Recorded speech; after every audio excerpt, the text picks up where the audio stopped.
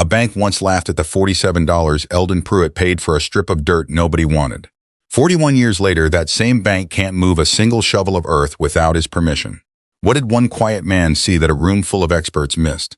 The call came at 6:42 in the morning, and Marcus Webb knew his $90 million project was already dead. He just didn't want to say it out loud yet. The voice on the phone belonged to his surveyor. The surveyor was not yelling. That was the worst part. He was calm. "There's a strip running through the site," the surveyor said. 12 feet wide, half a mile long. "It's not ours." Marcus stood in his glass office and looked down at the empty lot. Bulldozers waited at the fence. A gold shovel sat in a box for the groundbreaking in 9 days. "Whose is it?" Marcus asked. The surveyor paused. "Some man named Pruitt." Marcus had never heard the name. He would hear it many times after that. He sat down slowly in his chair. Outside the window, the crane stood still against a gray sky. Each one cost him money for every hour it did not move. He did the math without meaning to. The number made his stomach turn. "Buy it," Marcus said, "whatever it costs. Just buy it." "We tried," the surveyor said, "years ago before your time. He won't sell. Everybody sells, not this one." Marcus hung up. He told himself it was nothing. A small problem, a line on a map. He had solved 100 problems bigger than this. He was wrong, and he did not know it yet. Now go back, 41 years back. A spring morning in 1985, a county courthouse lawn, a folding table with a wobbly leg, a coffee pot that had been burning since dawn. 4 locals stood around to watch. Auctions were free entertainment in a small town. A man in a gray jacket ran the sale. He read each lot fast, the way men read things they don't care about. "Lot 14C, he said. 12-foot strip, half a mile long. Back taxes owed $47. Nobody moved. The strip was useless, too thin to build on, too long to mow. It ran between 2 empty fields and went nowhere anybody needed to go." The auctioneer waited. He looked around the small crowd. He had a stack of better lots to get to, and this one was wasting his time. "Anybody," he said. $47. "Anybody at all?" A young banker stood near the table in a sharp blue suit. His name was Gerald Voss. He worked for the bank that held half the loans in the county, and he carried himself like he owned the other half too. Gerald was there to buy the good lots, the corner parcel near the highway, the orchard land, the pieces a bank could flip for real money. He sipped his coffee and smiled at the strip on the map. "A sidewalk to nowhere," he said, loud enough for the 4 locals to hear. 2 of them laughed. In the back stood a quiet man named Eldon Pruitt, 34 years old, worn boots. A coat that had seen better winters. He did not laugh. He raised his hand. The auctioneer looked up, surprised. $47, Eldon said. Gerald turned to look at who had spoken. He looked Eldon up and down, the boots, the coat, the calm face. "You want it?" asked. There was a grin under the words. "I do," Eldon said. Gerald shook his head and laughed again, softer this time, like he felt sorry for him. "Tell you what," Gerald said, "take it. Save the county the trouble of mowing it." A few people chuckled. Eldon said nothing. He kept his eyes on the auctioneer. "Going once," the auctioneer said. "Going twice." He waited. Nobody else cared. "Sold $47. To the gentleman in the back." Gerald clapped his hands together once, slow, mocking. "Enjoy your dirt," he said. Eldon walked up to the wobbly table. He counted out the money in small bills, 2 20s, a 5, 2 1s. The auctioneer slid him a paper receipt. Eldon read the receipt twice, then he folded it in half. Then in half again, he slid it into the inside pocket of his coat. He patted the pocket once, the way a man checks for his keys. Gerald was already talking to someone else. He had moved on to the corner parcel, the one he came for. He had forgotten Eldon before Eldon reached the parking lot. Gerald never looked back. That was his first mistake. Eldon drove home in a truck that needed a new clutch. The radio did not work. He drove in silence and thought. His wife, Ruth, was hanging laundry in the yard when he pulled in. She wiped her hands on her apron and walked over. "Well?" she asked. "Got it," Eldon said. "How much?" 47. Ruth raised an eyebrow. "For the whole strip?" "For the whole strip." She studied his face. After 11 years of marriage, she could read it like weather. He was not bragging. He was not even smiling. He was thinking. "That banker say anything?" she asked. She knew the type. She had met them at the bank when they tried for a loan on the truck. He laughed, Eldon said. "Did it bother you?" "No." She studied him a moment longer. "You're sure about this?" "More than sure," Eldon said. He did not explain. Ruth did not push. That was how they worked. She went back to the laundry. He went into the house and sat at the kitchen table. He took the folded receipt out of his pocket and laid it flat in front of him. He smoothed the creases with his thumb. $47. To Gerald Voss, that strip was a joke. A sidewalk to nowhere, a patch of weeds not worth the gas to drive out and see. To the 4 men who laughed, it was a story they'd tell at the diner. But Eldon Pruitt had spent the whole winter in the county records room. He had read old maps until his eyes burned. He had traced lines on paper that nobody had looked at in years. And he had found something. Something in the files. Something old. Something everyone else had forgotten was even there. He thought about the banker's laugh. He was not angry about it. A laugh was free. A man could laugh all he wanted at a thing he did not understand. Eldon understood. He did not tell Ruth what it was. Not yet. He folded the receipt again and put it back in his coat. He looked out the window at the fields where his 12 feet of dirt sat in the dark. Somewhere out there, the strip ran straight and quiet through the weeds. Nobody wanted it. Nobody could see why anyone would. Eldon knew one thing that nobody else in that county knew. He just had to wait for the world to need it. Before this gets even crazier, tap that subscribe button, because the secret Eldon found in those dusty files is the kind of thing that turns $47 into a fortune, and you won't believe what was hiding in plain sight. October 1984. A back corner of the county public library. A long oak table, one green lamp, and a stack of maps so old the paper had gone soft at the edges. Eldon Pruitt sat alone. This was months before the auction, before the folding table, before Gerald laughed. He came on Tuesdays and Thursdays after work, when the library was empty. The clerk, a kind woman named Mrs. Hale, stopped asking what he was looking for. She just nodded and turned the lamp on for him. He was looking for old roads. Eldon had grown up in this county. He knew the land the way some men know faces. And something had been bothering him for 2 years. It started with a sign. Out past the Miller Fields, on a road most people never drove, there was an old metal post sunk in the weeds. Faded letters. State Route 9 extension, survey corridor. But there was no Route 9 extension. The road just stopped at a fence. Eldon wanted to know why, so he read county filings, road plans, meeting notes from decades back. Page after page of small print that nobody had touched in years. The pages were dry, the handwriting was faded, some files had water stains across them. Hale brought him the boxes one at a time from a storage room in the basement, and each box smelled like dust and old glue. Most men would have quit on the first night. Eldon came back every Tuesday and every Thursday for 3 weeks. Then he found it. A road plan from 1969. The state had drawn up a highway extension, a new road meant to cut through the county and connect to the interstate. They had measured it, mapped it, filed it with the county, and to build it, they had set aside land. A right-of-way corridor, a strip the road would sit on, 12 feet wide at its narrowest point, running half a mile through 2 empty fields. Eldon's heart beat a little faster. He kept reading. In 1971, the state ran out of money. The highway was canceled. The road was never built. The post in the weeds was all that remained. Most men would have stopped there. A dead road. A dead plan. Nothing. But Eldon kept turning pages, and here was the thing. When the state canceled the road, they canceled the road. They never canceled the corridor. He read the cancellation paper 3 times. It ended the highway project. It returned the money. It closed the file. It said nothing about the land. The strip they had set aside was still on the books, still legally marked, still alive in the records, waiting, like a door left unlocked in an empty house. Nobody had ever dissolved it. Nobody had filed the paper to make it go away. In the eyes of the county, that strip was still a legal corridor, land set aside for crossing. And a corridor that nobody owned would go up for sale when the back taxes came due. Eldon sat very still. He read it a 4th time to be sure. Then he wrote down the file number on a slip of paper and folded it into his coat. He drove home in the dark. Ruth had left a plate in the oven. That night he pulled an old roll of butcher paper from the closet. He spread it across the kitchen table and weighed the corners down with coffee mugs. He drew the county by hand, the fields, the roads, the dead highway, and the strip, in dark pencil, cutting clean across the middle. The kettle ticked on the stove. Ruth came in and stood behind him. She looked at the map for a long time. "That the strip you keep driving out to see?" she asked. "That's the one. What's so special about it?" Eldon set down the pencil. "It's a door," he said. "Folks just don't know it's there yet." Ruth looked at the map a moment longer. Then she went to fill the kettle. She did not understand. But she had learned that when Eldon got quiet like this, he was usually right.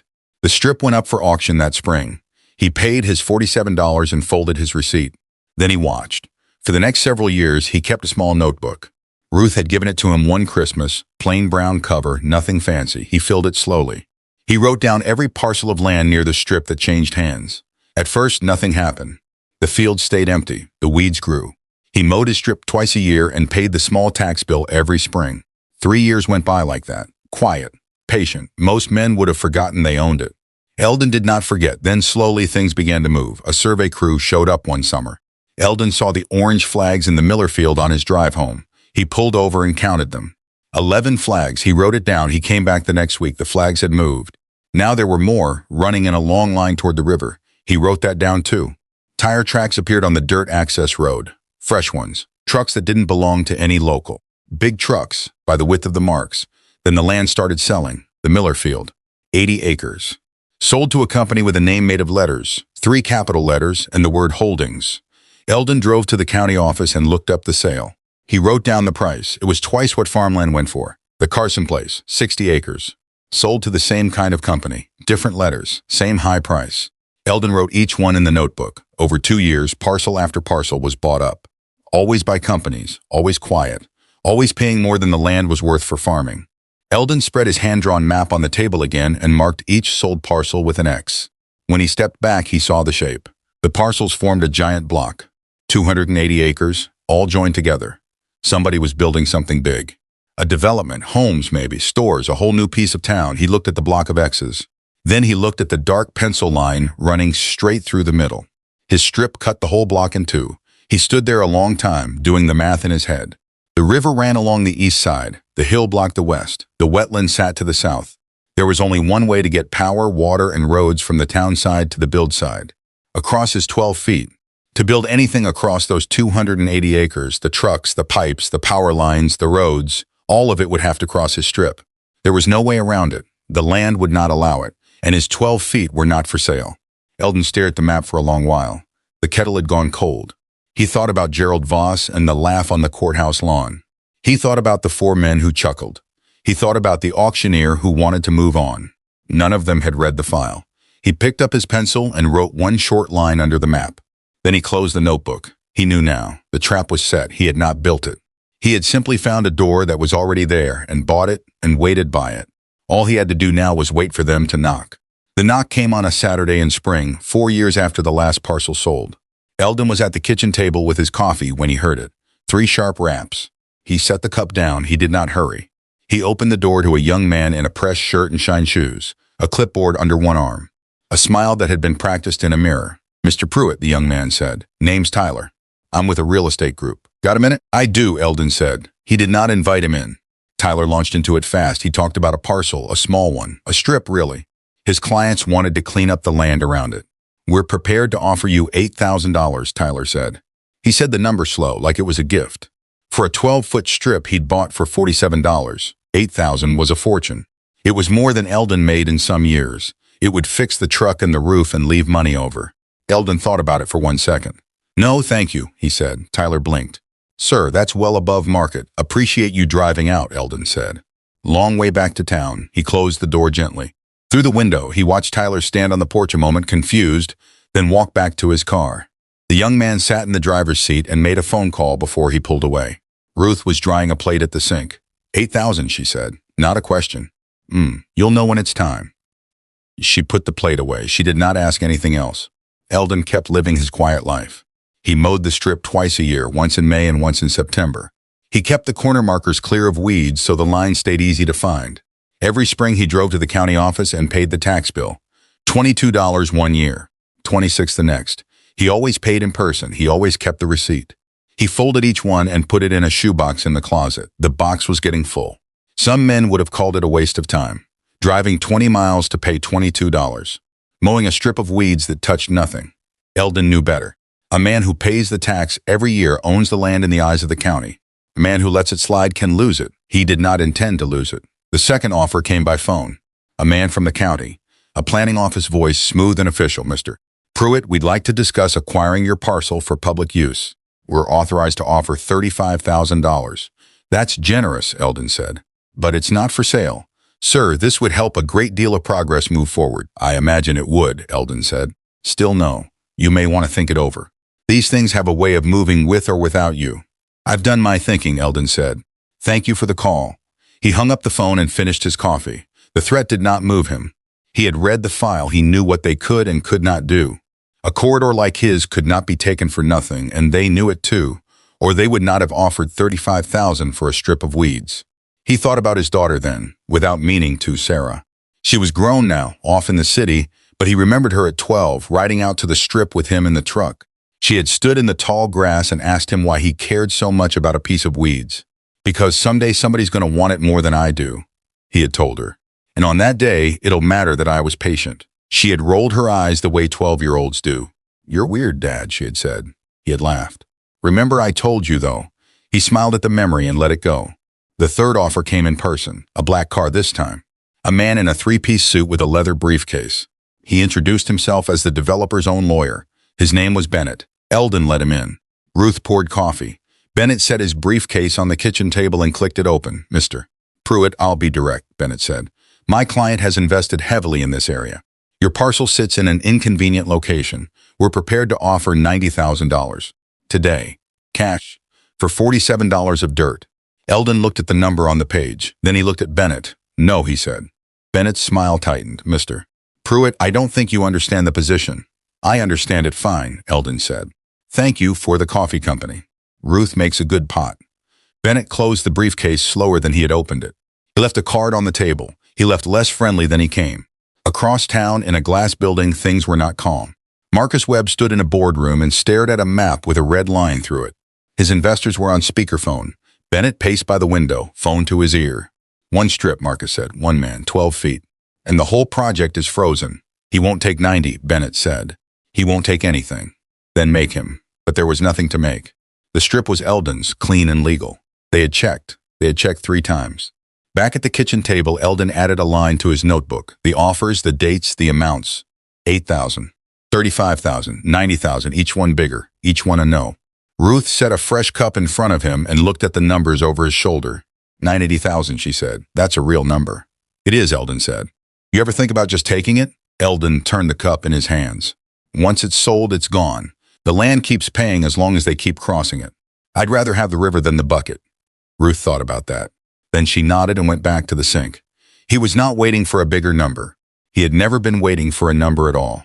Months passed without a word. The development sat frozen. The field stayed empty. The weeds grew tall around the survey flags. Marcus Webb's crane stood still and cost him money every single day. Eldon mowed his strip in May, like always. Then on a quiet morning, the phone rang. Eldon was at the table with his coffee. Ruth was reading by the window. He looked at the screen. An unfamiliar number. He set down the cup. He let it ring once. Twice he reached for the receiver. Mr. Pruitt, my client is willing to go to $150,000, and I'd strongly advise. Eldon hung up before Bennett finished the sentence. The phone rang again at once. He let it ring. Then he picked it up. I heard you the first time, Eldon said. The answer's the same. But you can stop sending lawyers. Send mine instead. He gave Bennett a name, his own daughter's name. Sarah Pruitt, property attorney.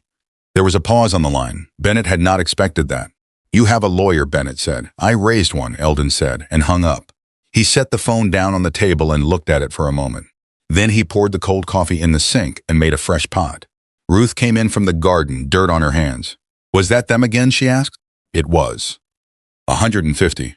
Ruth washed her hands at the sink. She did not gasp. She did not ask if he was going to take it. She had stopped asking that question a long time ago. You called Sarah? She said. Told them to call her. Ruth dried her hands on a towel. She'll like that, she said. She always wanted you to need her for something. Eldon thought about that. He thought it might be true. Sarah drove down that weekend. She spread the whole permit file across the kitchen table. Next to it, she laid the original deed, the folded 1969 corridor filing, and her father's notebook. She read in silence for an hour. Eldon poured the coffee. Ruth sat nearby and said nothing. The kitchen was quiet except for the turning of pages. Sarah read like a lawyer now. She ran her finger down each line. She checked the dates. She checked the stamps.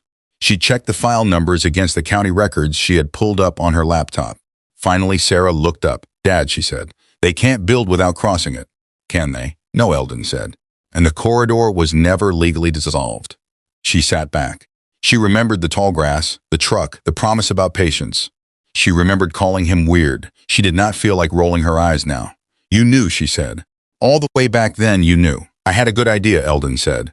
Sarah looked down at the notebook, the plain brown cover. The pages filled with small, careful writing, dates, parcels, offers. Tax payments going back longer than she had been a lawyer. She turned a few pages and saw her own name in there from a winter years ago. Sarah passed the bar. He had written it down next to the land notes, like it was part of the same long plan. Maybe it was. Let me make the call, she said. The developer did not give up easy. Bennett filed a claim. He argued the strip had been abandoned. He said an old corridor and a few mowings did not make it real. He pushed to have the deed thrown out. He had reason to fight. By now the project was bleeding money. The cranes had stood still for months. The investors on Marcus Webb's speakerphone had stopped being patient. A frozen project does not stay frozen for free, so Bennett did what cornered men do. He went to court and hoped the old man could not afford a real fight. He did not know the old man's lawyer ate dinner at the old man's table. It went to a hearing room with wood paneling and a tired judge. Bennett spoke for 10 minutes about abandonment and intent. He talked about a strip of weeds and a man who never used it for anything. He made it sound simple. He used long words and a smooth voice. He laid out photos of the empty strip, the tall grass, the lonely markers. "This is not a road," Bennett said. "This is not a driveway. This is nothing. A scrap. My client is being held hostage by a technicality." The judge listened. He did not look impressed. He did not look unimpressed either. He looked tired. Then Sarah stood up. She did not raise her voice. She did not use long words. She walked to the table and placed 3 documents on it, one at a time. The original 1969 corridor filing, stamped, dated, real. The canceled road resolution that ended the highway but never touched the land. And a stack of tax records, every year paid on time, the county itself charging tax on the parcel for decades. "You can't abandon land," Sarah said. "That the county never stopped taxing." The room went quiet. Bennett opened his mouth. Then he closed it. The judge looked at the 3 papers. He read them once. He looked at Bennett. He looked at the tax records again. He picked up the stack and weighed it in his hand, all those years of small payments, $22, $26, paid in person, kept in a shoebox in a closet. He ruled in under a minute for Eldon. Bennett reached for his phone before the gavel finished sounding. Across town, Marcus Webb took that call standing at his window. He listened. He did not say much. When it was over, he set the phone down and looked at the cranes that had not moved in half a year. He had built towers in 3 states. He had beaten zoning boards and unions and bigger men than Bennett. And he had been stopped cold by a farmer with a shoebox. He told Bennett to settle, whatever it took. But Eldon did not want their lump sum, not $90,000, not $150, not any number with an end to it. Sarah explained it to him on the porch the night before the meeting. "They'll offer big now," she said, "bigger than before. You could walk away rich." "I know, but you don't want to walk away." "No," Eldon said. "I want them to keep paying, every month, as long as that road carries 1 truck. Sarah smiled. "That's harder to fight than a sale." "Then let's do the hard thing," he said. Through Sarah, he set his own terms, a monthly easement payment. Money every month for as long as anything crossed his land. Adjusted every year for the cost of living so it would never shrink. Passed down to his heirs when he was gone so it would not die with him. Not a payday, a pension. From the land itself. Bennett pushed back once, then twice he tried for a buyout. He tried for a cap. He tried for an end date. Sarah said no 3 times, calm as her father. Then Bennett signed every line. Sarah called her father from the parking lot. "It's done, Dad." "Good," Eldon said. "Come home for supper." Ruth heard the tone of his voice across the kitchen. She did not ask a single question. She just put the kettle on. They signed the final papers at the county clerk's office on a Friday. The same office where Eldon paid his taxes every spring. The same clerk's window. The same woman behind the glass who had taken his $22 year after year, who had never once asked why a man paid tax on a strip of weeds. She slid the papers under the glass and watched him sign. 41 years, she said. "You've been paying on this since I started here." "I have," Eldon said. "Glad it came to something," she said. "Me too," he said. And he meant it quiet the way he meant most things. Eldon wore his old coat, the same coat with the inside pocket. He signed his name slow and careful and slid the papers back. When it was finished, he walked out to his truck. He sat behind the wheel and pulled the notebook from the glove box. The plain brown cover. The one Ruth gave him for Christmas a lifetime ago. He turned past all the pages, the library dates, the survey flags, the parcels with their X's, the 3 offers, each one crossed out, the court date. All of it, the whole long quiet game written in one man's small hand. He turned to the last page. He wrote one line, $47 in, paid for life. Then he closed it and drove home. The agreement made the local paper that week. A short story on page 6, a strip of land, a long fight, a settlement. Marcus Webb read it in his office and said nothing. There was nothing to say. He had the road he needed. It had only cost him a check every month for the rest of the project's life. At the diner, one of the 4 men who had laughed at the auction set down the paper and was quiet for a while. He remembered the courthouse lawn, the wobbly table, the banker in the blue suit, the quiet man in the back who raised his hand. "Huh," was all he said. Gerald Voss was long gone from the county by then. He never knew how the story ended. He had laughed and moved on and forgotten the man's name the same day. That was the thing about the laugh. It cost Gerald nothing. And it cost him everything, because he never bothered to learn what he was laughing at. The road got built. The trucks crossed the 12 feet. And every month, like clockwork, a check arrived in Eldon's mailbox. He never spent it loud. He fixed the roof. He bought Ruth a better stove. He set the rest aside for Sarah and her children. 23 years he held a strip of weeds nobody wanted. Some men chased the big payday. Eldon Pruitt waited for the long one. So tell me, would you have taken the $150,000 and walked away, or held the line for the monthly check like Eldon did? Drop your answer below, and I'll see you in the next one.